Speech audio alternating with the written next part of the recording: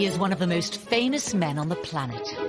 Probably after the Queen, Harry is the second most popular royal act, if you like. He's the member of the royal family that most people would say, I'd like to have a drink with him.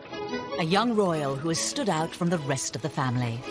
Harry is very accessible. He's very cheeky, he's very funny, he plays around with the press, and he's very naughty, and I think Britain adores him. But behind the smiles, Prince Harry has had to face unique difficulties. From his parents' very public marriage breakdown. Harry was very often devastated by what was so public. To losing his mother. He said that no child should ever have been made to do what he did. And struggling to find a role for himself. On the right! Quick! March! Tonight, royal experts and insiders lift the lid on Prince Harry's inner turmoil. If you look back over his life, you can see moments where his troubling side has come to the fore. And we reveal how the problems of his past led him to his present path. Harry blames the media for the death of his mother. He was determined that they wouldn't do for Meghan what they did for Diana. Living a life of privilege, are some of Harry's issues first world problems? Or has he been expected to suffer in silence in an institution famous for keeping a stiff upper lip? I think he's very warm, I think he's very fun-loving, but I think he's also quite troubled, and he's quite open about that. He is quite conflicted when it comes to balancing his private and public life, and really always has been. He said he wants to be ordinary. He can't be ordinary. He is a member of the royal family.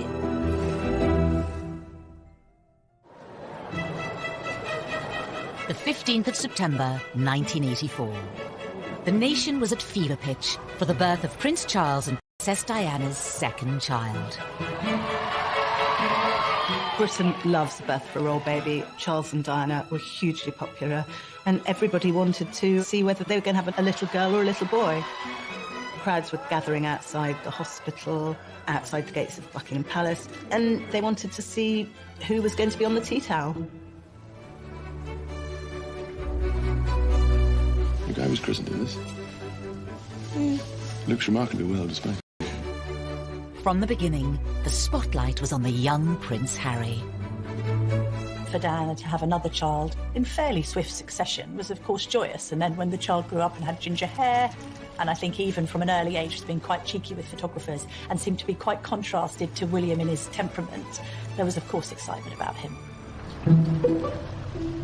When it comes to dealing with the press, Hung out at the press totally endeared him to the public, because people thought, here is a royal who's not one of the sort of stuffed shirt automatons. Here's a royal who seems to have a lot of personality, even as a little child. Some labelled it as cheeky, some as rude. Most people thought it was delightful.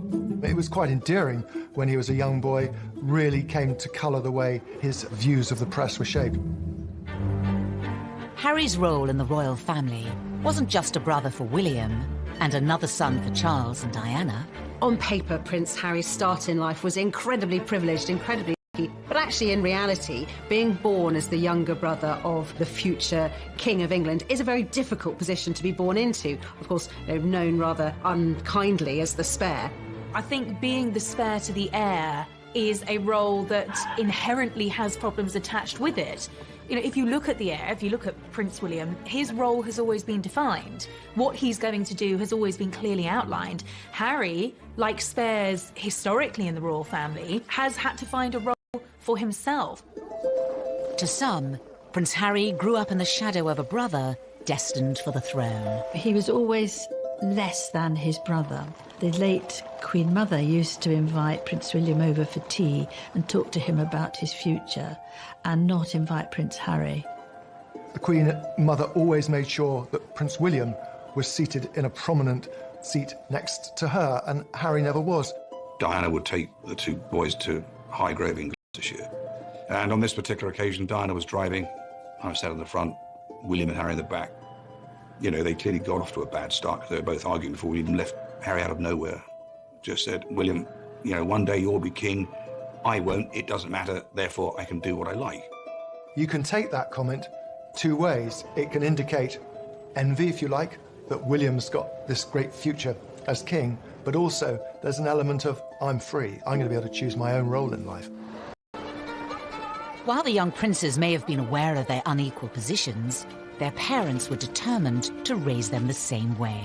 Diana was very conscious that she wanted the palace to treat the boys equally and to give Harry as many opportunities that were afforded to William. You know, Diana was very fair about how she treated them. There were no favourites, as I saw it. Prince Charles shared Diana's concerns about making sure the boys shared things in their early years, but certainly other more senior members of the family would privately say, well, this is nonsense. I mean, William is the future. All our efforts must go into educating William. It was William who the Queen would invite for lessons in kingship, if you like, when he was at Eton and she was at Windsor Castle.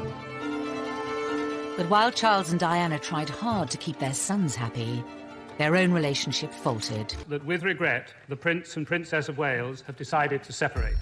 Harry had many problems that many people in the West have all the time in growing up in a broken home.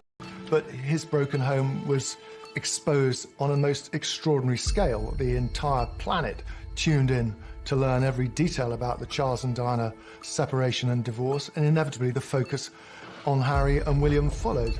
Harry was very often devastated by what was so public. He couldn't understand why his mother would wish to be so public with so much of her life. Harry was always the baby of the family, and whether it was at school or whether at home, every effort was made to shield him from the newspaper headlines and to protect him from his parents, who really, by that stage, were in a pretty bad way. The War of the Waleses saw Charles and Diana's separation and divorce play out on the front pages and to TV audiences of millions. For the children to hear both parents to come on television at separate times, to admit to having affairs and to admit to how happy they both were when these kids were at boarding school. Can you imagine how cringe-making it must have been for them? Highly embarrassing. And I don't think that makes them secure.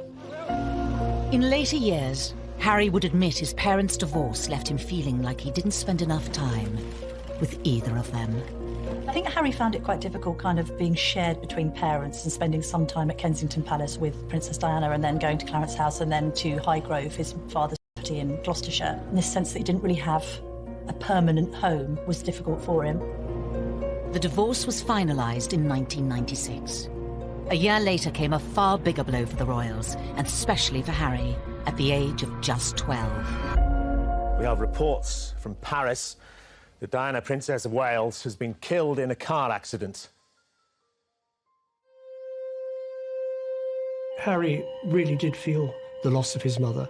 Being the youngest, he was, as much as William was close to his mother, he was probably a little bit closer.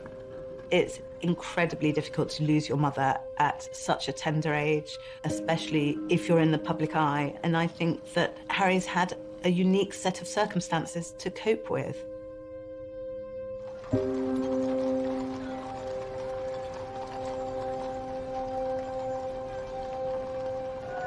Less than a week after Diana died, her funeral was watched around the world by around 2.5 billion people.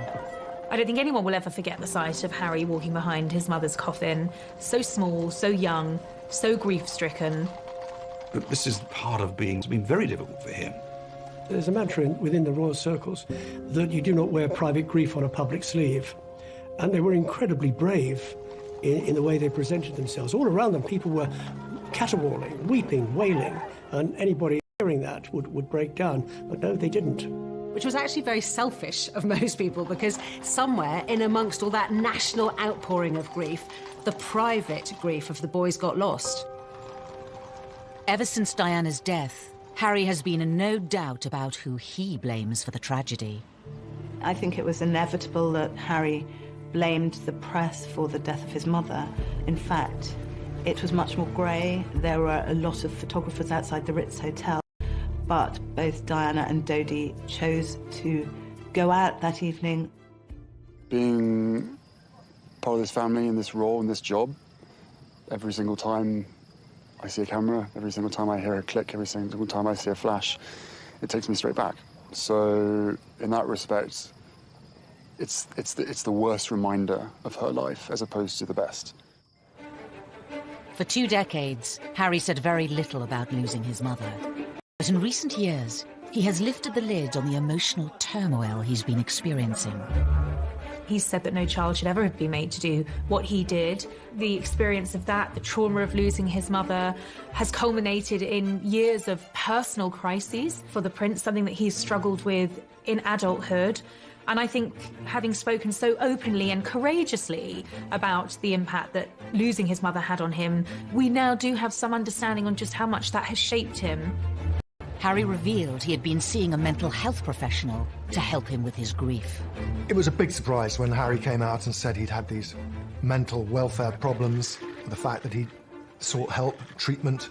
We learned that it was William who had not forced him, but said, you've really got to get some help here. We also learned that he'd taken up boxing to try and control his aggression, and the aggression was a consequence of his mourning, and he was still dealing with his grief over his mother's death. But it would take nearly 2 decades for Harry to seek help. In the years after Diana's death, the young prince would deal with his troubles in a very different way. The sadness and the grief would make him behave in a very inappropriate way. He had problems with excessive drinking and also problems with drugs.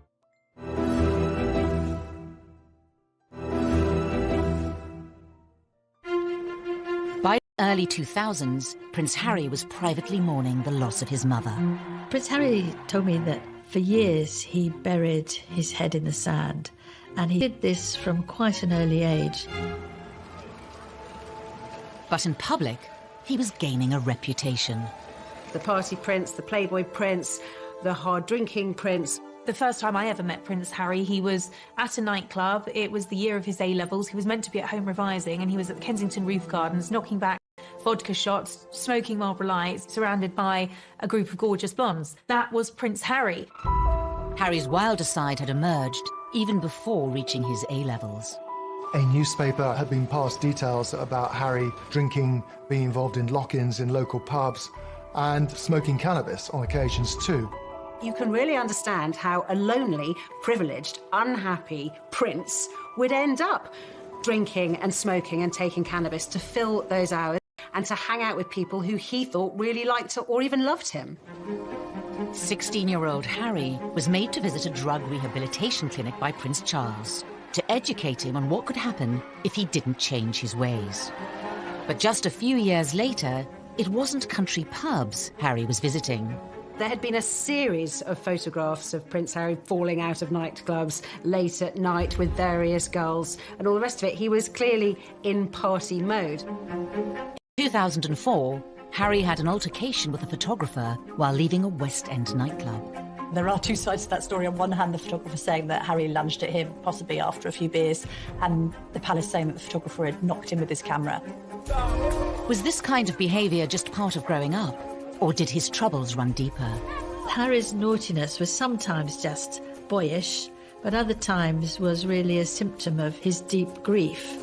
It was outlets for his despair, I think. Everything he did was always going to be examined with microscopic detail. He couldn't, in other words, get away with the kind of things that many of his teenage friends could.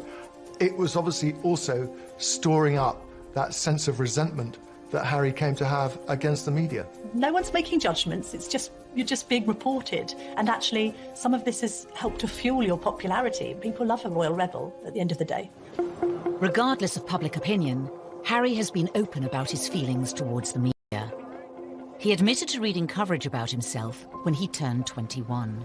They still upset me and I still read them. Why, I do not know, but I have to read them just for peace of mind, just to know what they've written. And to see who wrote it and see who took the photographs, write that down for later. But there was one newspaper report about Harry's behaviour that upset many others. In 2005, while attending a costume party, Harry wore a swastika armband. That was an episode that happened and he was fully protected by the royal machine, and yet it still happened. It was actually, sir, this is a really bad decision. Don't wear the Nazi costume. I thought it was actually quite unfair at the time, and I still think it was quite unfair. It was clearly not a political statement. It was clearly a stupid teenager doing a very stupid thing, thinking it was funny. Harry apologised for it. He said it was something that he regretted. It happened on the eve of him joining Sandhurst. The Royal Military Academy, Sandhurst. In May 2005, Harry spent nearly a year here, training to be an officer cadet in the army. Something he'd wanted for a long time. One of the things that we saw very much with Harry growing up was the fact that he absolutely adored the military. I remember him as a 5-year-old strutting up and down the road at Kensington Palace in army fatigues. Harry excelled in his training and was commissioned as an army officer in April 2006. I think Harry found purpose in the army. I think he found safety in the army, ironically, because of course it wasn't safe, but I think he found emotional safety in the army. The army allowed Harry to feel normal. That's what he wanted. It's completely normal. It's as normal as it's going to get. I'm one of the guys. I don't get treated any differently. Even though Harry felt normal in the army, the rest of the world couldn't forget he was a royal. And that brought problems. When he was told he couldn't serve on the front line, he was absolutely furious and wanted to be treated like any other soldier. I have decided today that Prince Harry will not deploy as a troop leader with his squadron. There was a U-turn on a decision to deploy Harry to Iraq in 2007 over safety fears. I joined the army unless I thought I was going to. Simple as that.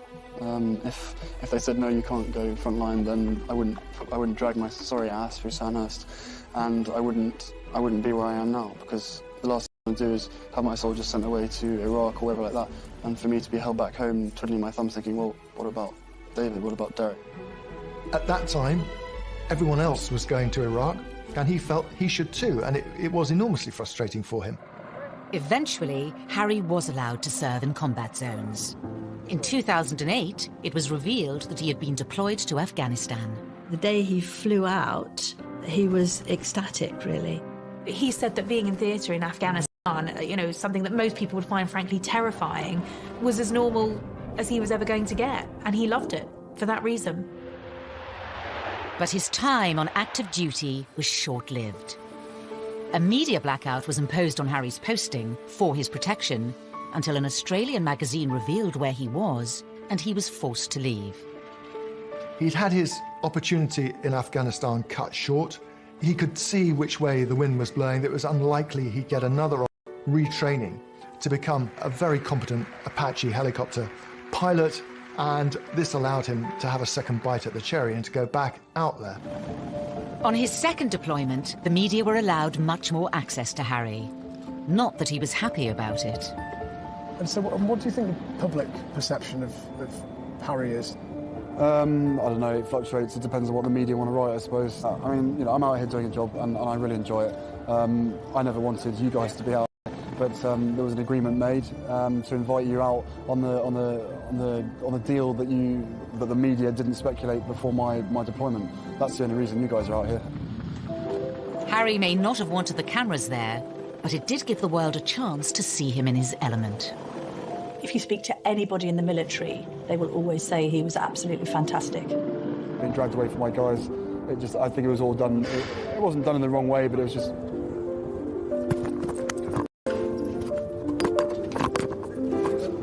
This was Harry doing what he did extremely well, but also doing what he was always keen on doing.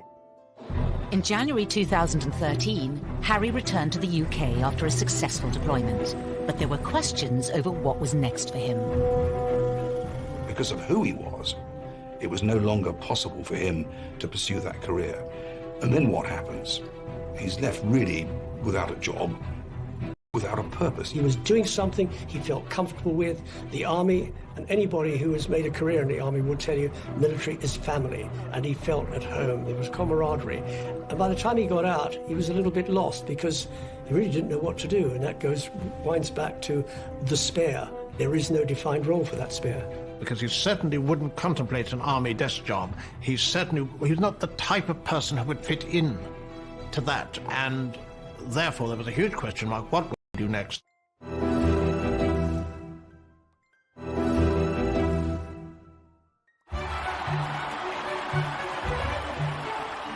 In April 2011, the world watched as the future King of the United Kingdom married his Queen. Best man Prince Harry was by his brother's side as William officially settled down. Roger, if you can call 20 seconds and I request And as low as possible. But in between his army tours, was Harry ready for the same thing? They're still talking to you. Or did he still have some growing up to do? The Americans arrived, all is well in the Empire. It didn't seem then that he was yet quite ready to settle down. Oh, there it is. Yes, Harry was a prince, but he was... 2012 was, of course, Harry let loose in Las Vegas. In a Las Vegas hotel, however, it is most unwise to play strip pool. According to the advertisement, what goes on here stays here. In Harry's case, it certainly didn't. Once again, Harry was front-page news for all the wrong reasons. For some, it was Harry the lovable rogue. The tabloids ran the images of him basically stark naked, covering his crown jewels, I think. There was no wrongdoing there. It was a bit of harmless fun. And what's been interesting about Harry is actually quite a few of these episodes have endeared him to the public even more. But Harry was still struggling to reconcile the role he had been given at birth and the man he was becoming. I probably let myself down, let my family down, let other people down, but at the end of the day, you know, I was in a private area and there should be a certain amount of privacy that one should expect. But, you know, it was probably a classic example of me probably being too much army and not enough prince, is a simple case of that. After Harry's second tour of Afghanistan, he found a way to combine being a prince with his passion for the military. Your stories move, inspire, and humble us. You prove that anything is possible if you have the will. Welcome to the Games. Welcome to Invictus. He founded the Invictus Games, helping disabled and wounded men and women from the services. Invictus was also a way for Harry to address his own troubles, as Angela Levin discovered when she interviewed the prince. I said, well, my first question, Your Highness, is that I've seen you on so many occasions with people who are damaged, with the young, teenagers, ex-servicemen and women, and you are completely brilliant with them. You know what to say and the way to say it. And I wondered whether you were using these occasions to also help yourself with your own mental health issues. Absolute silence, and I thought, help, I'm going to be thrown out. Seemed like ages, and then he said, that's a really big question. Silence. And he said, you're right, of course. He felt that he was helping others who were probably suffering the same as he was, because those in the Invictus Games, they're also suffering. This was Harry's way, undoubtedly, of continuing links with the military, which he wouldn't do from a desk job, but wanted to do in the wider world, following his mother's footsteps as well for charitable activities. Harry had created an outlet that gave him a purpose and allowed him to help others.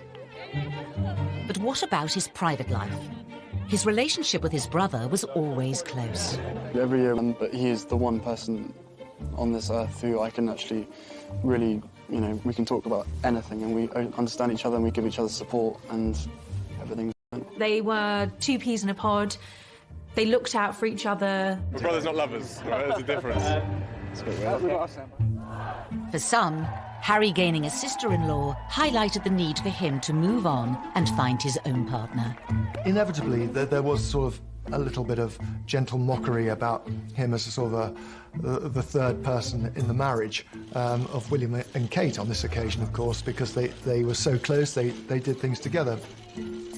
There's an awkwardness to that scenario, a couple trying to carve their own path as newlyweds, and then a prince who's got a great deal to offer, and which takes precedence and who's more popular when it comes to the press, and how does that work in tandem? So I think there was always friction in that regard with the three of them. Ladies and gentlemen, on behalf of the captain and crew, welcome aboard this flight. We hope you enjoy flying with us. Before takeoff, we would like to encourage all passengers to watch our cabin crew display the safety features of the aircraft. 10, 9, 8, 7, 6, 5, 4, 3, 2, 1, 0.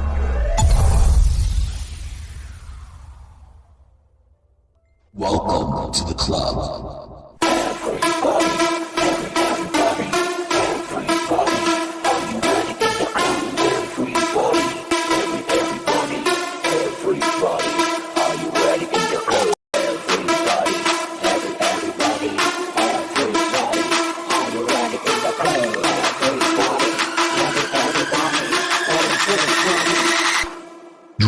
police. I think what changed things for Harry was William having his own children and Harry looking on at Kensington Palace where they were neighbours and thinking that he probably wanted that for himself. It's fantastic to have another addition to the family. I only hope my brother knows how expensive my sitting charges are. It was always inevitable that Harry was going to want to live his own life. Put some effort in. It's the wizard, never the wand. How do you go then? But for Harry, finding a princess of his own would prove difficult. The first love, Chelsea Davy, the girl that he met in South Africa, who he fell head over heels in love with, she had 8 years to look into the goldfish bowl of royalty and to realise absolutely this wasn't the life for her. He lost Chelsea because she didn't like to be in the spotlight. Harry was disappointed, but he was very much younger. Relationship with Cressida Bonas, who was a budding actress. And she, too, didn't like the idea of media intrusion. Media's got a knack of destroying relationships, and she didn't like media intrusion and really didn't want to pursue her acting career, and she walked away. For years, Harry was troubled by his position and the scrutiny that came with it, which would scare women away. It's quite sad when he's one of the world's most eligible bachelors and at the same time not seeming to be able to find somebody who will take on the job of being in the public eye. There is this sense that they loved him but didn't love the idea of being royal. Meghan Markle entered Harry's life, offering him a genuine chance at happiness. After rumours of a relationship, the pair appeared in public together for the first time in September 2017 at the Invictus Games in Toronto.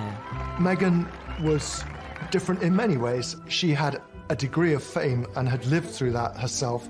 She was incredibly accomplished as a public performer, as an actress. It gave her great confidence. She seemed incredibly secure herself, and she was that much older than these girls that had gone before. She'd also, of course, been married, which added an entirely different layer to the relationship. Good grief, you know, Prince Harry is punching above his weight here. There's this amazingly glamorous American actress. When I walked into that room and saw her, and there she was sitting there, I was like, OK, well, I'm going to have to up my game. It was almost as if she was a ready-made royal and therefore a perfect fit for him. In this strong, striking, confident woman, there was actually someone who was very capable of handling the pressure and the scrutiny of being in the public eye. That was something that neither of his two girlfriends had been willing to take on. But the scrutiny would soon affect Prince Harry and his new girlfriend. He issued an unprecedented statement saying, Meghan Markle has been subject to a wave of abuse and harassment. I did not have any understanding of just what it would be like. I don't think either of us did that. We both said that, even though we knew that it would be. Yeah, I tried to warn you as much as possible, but I think both of us were totally surprised by the reaction after the first 5-6 months when we had to ourselves. You could see that the old thorny issue of Harry's relationship with the press was raising its head again. Quite a lot of the press was very, very charged about her background, headlines like kind of straight out of Compton and all of this kind of thing. There was quite an unpleasant tinge to it. There has been some very negative publicity. Not everything that was troubling Prince Harry was in print or written by journalists. Horrible, horrible stuff on social media, and I'm sure they weren't scrolling through it all the time, but you will see this stuff. You know, they're modern young royals. Of course they're going to be on social media. This time, though, the relationship survived. Harry asked Meghan to marry him. What were we doing? Just roasting chicken and having Trying to roast a chicken. Trying to roast a chicken, and it was just an amazing surprise. It was so sweet and natural and very romantic. He got on one knee. Having watched Harry grow up, the public saw this as the moment to put his past behind him. They wanted Harry to be happy. They adored Harry, and they wanted him to be content and find the right person. Well, I think that the country were overwhelmed with happiness for Harry, and it all came back to the little boy at his mother's funeral, And then later his heartbreaking confessions about how upset he'd been and how he'd struggled with demons for years, coming to terms with the grief of the loss of his mother. And then he should find this remarkable young woman who has such a different background from him, whom he was so clearly in love with. But was this the beginning of a fairy tale, or the start of another difficult chapter for the already troubled prince? Things were said and done in the run-up to the wedding that both sides regret, but had caused irreparable damage.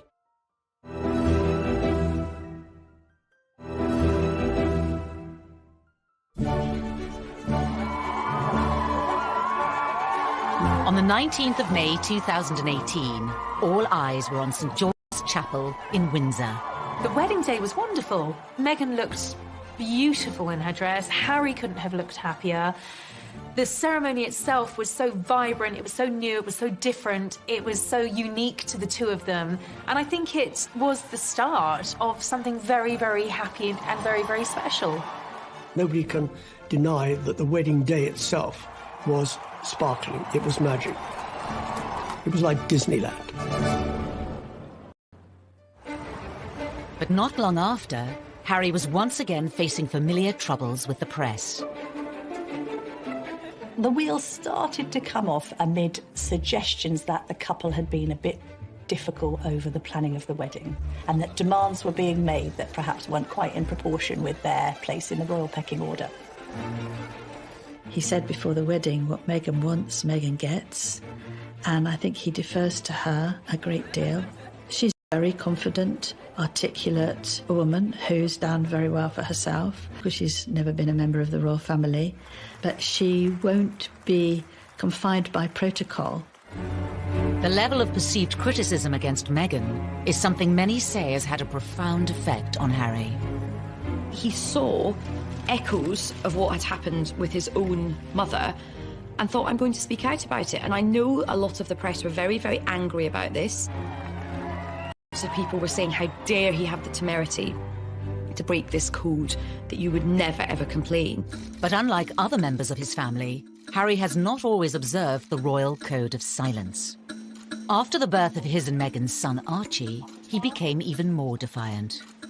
I will always protect my family, and now I have a family to protect. Everything that she went through and what happened to her is incredibly raw every single day, and that's not me being paranoid, that's just me not wanting a repeat of the past. And if anybody else knew what I knew, be it a father, be it a husband, be it anyone, you'd probably be doing exactly what I'm doing as well. I think Harry fears that there will be parallels between his own relationship and that of his mother, and he's very keen to protect Meghan and Archie. I mean, I have the two best guys in the world, so I'm really happy. Harry is so protective of Meghan because of his mother and this idea that he doesn't want any other woman in his life going through what Diana went through. The trouble is with that is he has rewritten history somewhat, because although there was undoubtedly a hounding of Diana, there was also a manipulation of the press. In the eyes of some, criticising the press for criticising them hasn't always been warranted. Meghan flew to New York for a baby shower. Now, nothing wrong with going to a baby shower. That's what Americans do. We don't do it so often in the UK. But she flew over a private jet. What's wrong with a commercial jet? They went to Ibiza and the south of France in private jets. What's wrong with commercial flights? And that's when they were getting criticised, because they'd been preaching climate change, they'd been preaching the environment, they'd been preaching global warming, and doing all the things that they shouldn't be doing. Everybody deserves a critical word written about them. Nobody should be above reproach. The press accused them of hypocrisy, and there's no question also that they weren't, it seemed, listening to advice or paying much attention to precedent. All of this made the atmosphere very unhappy. While the press levelled criticism in public, behind palace walls, Harry was allegedly facing troubles of a much more private nature. One of the things that unquestionably adversely affected the relations between Harry and William, who were so close for so many years, was a series of rumours too quick in being engaged to Meghan. There was a brotherly discussion, which I think was voiced out of concern from William, but was misinterpreted as a lack of support. Things were said and done in the run-up to the wedding that both sides regret, but had caused irreparable damage. Was Harry losing the one person he could trust? The brother he was so close to throughout the troubles of his childhood? There are also clearly unresolved issues and a distance between the two brothers that has never been there before. In 2019, the brothers split their royal households. And later in the year, Harry even addressed the rumours of a rift. Inevitably, stuff happens, but look, we're brothers. We'll always be brothers. We're certainly on different paths at the moment, but I will always be there for him, and as I know, he'll always be there for me. We don't see each other as much as we used to because we're so busy. But I love him dearly, and the majority of the stuff is the majority of stuff is created out of nothing. But it's just, as I said, as brothers, you have good days, you have bad days. The writing was on the wall. It was, in effect, a declaration of independence. The Duke and Duchess of Sussex have announced that they are carving out what they call a new role for themselves. They intend to step back as senior members of the royal family and work to become financially independent. In January of 2020, Harry and Meghan announced they would be stepping down as working royals. Prince Harry and Meghan had been out in Canada over Christmas trying to work out how they wanted to proceed into the future. I think Meghan and Harry decided to step down as working royals because they felt that they were being constrained by the palace system. Once Meghan and I were married, we were excited, we were hopeful, and we were here to serve. For those reasons, it brings me great sadness that it has come to this. This is unprecedented. It is an abdication in all but name. It's pretty seismic for the House of Windsor.